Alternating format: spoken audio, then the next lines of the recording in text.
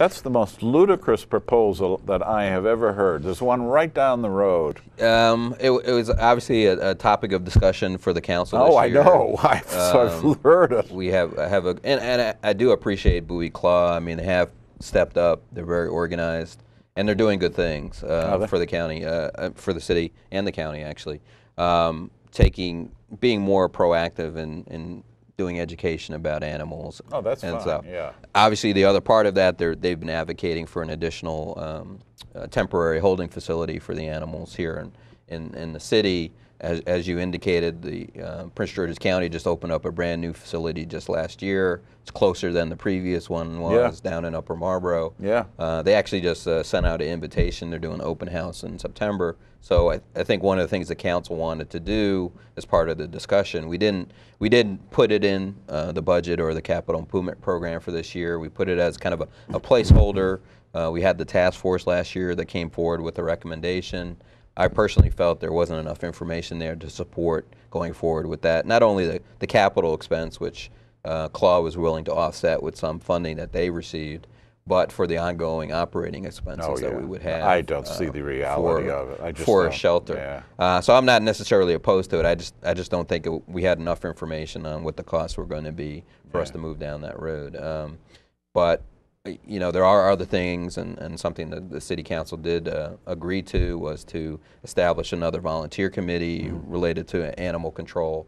So they will have a continuing voice in how we operate that service, which is very, you don't think about it necessarily. We're not pet owners ourselves, but it is an important service that people in Bowie have come to appreciate. As well as, providing other types of services, spade and neutering, electronic monitoring of your animals, so you'd be able to tag them with a microchip. So those type of things that they brought to the forefront, I think there are improvements to our services. So even though we may not have the physical brick and mortar for that particular facility. We don't need it. We do actually will have a temporary smaller holding facility in the new city hall. So I think one of the things the council wanted to do was see how that operated first before going forward with that expense. So. Okay. We approached, or we mentioned earlier, the Bowie Police Department. I was shocked to read a posting on Facebook.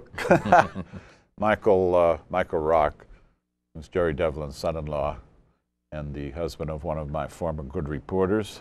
You remember Mimi? Right. Yep. Mimi Devlin Rock. He had broken down the fact in figures, and I almost fell off my chair, that the crime in Bowie has increased more substantially than anywhere else in the county. Not in the county, in the area. Sure. Now, you have what you think is a reason for that? Yeah, I think obviously when the referendum was on in 2005, one of the discussions at that time was what the impact of the police department was going to be, not only financially, but as far as how people were responding and reporting more incidents that they might not have reported before because they didn't think they were going to get a response. Well, and oftentimes they didn't. From the county police department, rightfully so, and that's obviously why the voters supported us moving forward with a police department. And here we are in year, I guess, 4 technically. We're at almost 50 officers, just about 47 officers by the end of this fiscal year, and we'll be at our full complement of about 55 or so towards the end of next year.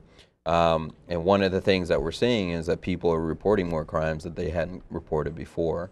So it's something obvious for us to review, and we have semi-annual reports from the police chief on what's going on. And one of the things that I know I've been pushing, and some other members of the council have been pushing, is more data-based responses of what's occurring, how we respond to it as a police department. I mean, if you look at the models that started up in New York City, where I grew up, obviously carried over to Baltimore with Mayor O'Malley at the time, but it's more information-based response to policing. Whether you call it city stat or whatever stat you want to call it, but that information is key, and I see that from my constituents, that they're asking for that information. So one, they can be partners with us to say if something's going on suspicious, Right. or there's an activity, if there's burglaries or car thefts, they'll be out. We on do the have lookout. neighborhood watch programs. We do. We have been very successful with our neighborhood watch programs in the city. Particularly, I want to give a shout out to Officer Bernie Henderson, who's kind of been the face of the neighborhood watch and community outreach for the police department.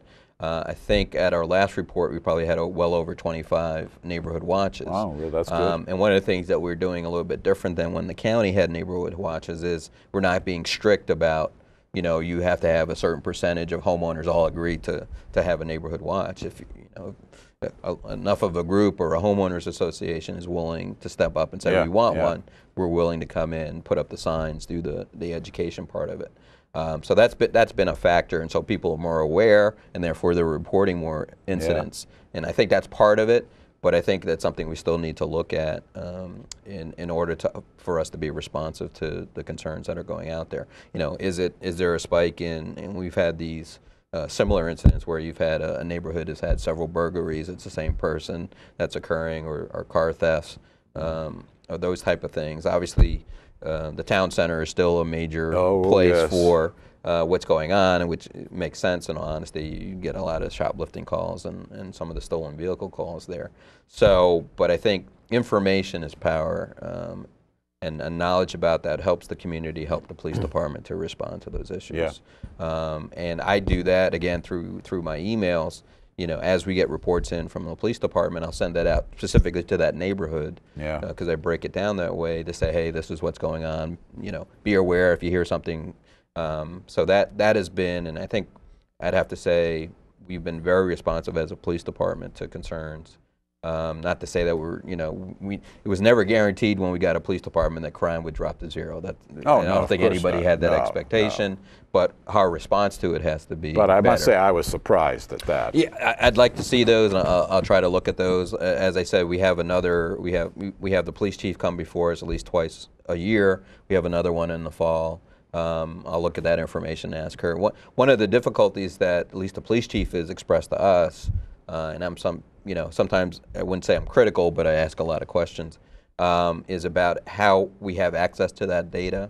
Because right now, obviously, we're using the county's dispatch system. Yeah. So we have to go to the county to ask for information about what's going on with a particular series of calls. And one of the things that the council has at least discussed in the last couple of years is, particularly now with the new city hall being built and we have space for it, is whether or not to have our own dispatch system for the city. Once again, it's a cost-benefit analysis. It's pretty substantial, one on the capital side and for the operation side, because then you have to have 20, depending on how you do it.